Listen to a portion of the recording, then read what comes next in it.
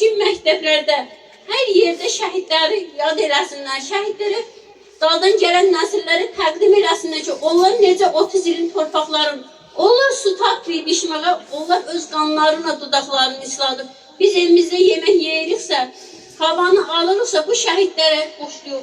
Şəhidlər Azərbaycanın yeraltı yerüstü sərvətidir. Gəlin bunları unutmayaq.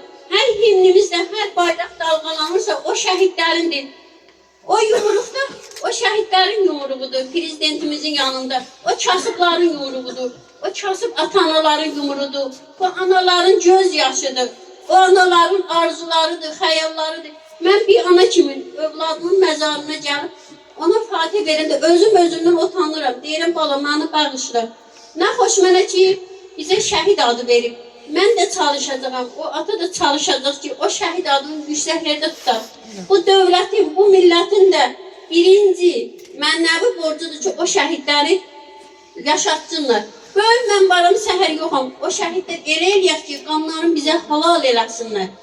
Mikrofon xatirinə şəhidi sevməyək. Bax, bu 5 ildir bu anaların arzuları, xəyalları odur ki, şəhidlərin adları əbədiləşsin.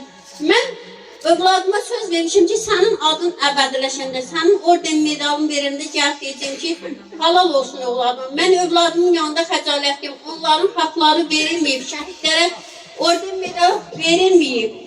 Onların məktəblərə, küçələrə adları verilməyib. Bu şəhidlər onların halalıdır, haqqıdır. Çünki bizim nəfəsimizdir bu şəhidlər, qanımızdır, hər şeyimizdir. Yəni şəhidləri unutmayaq. Bura gələn hər bir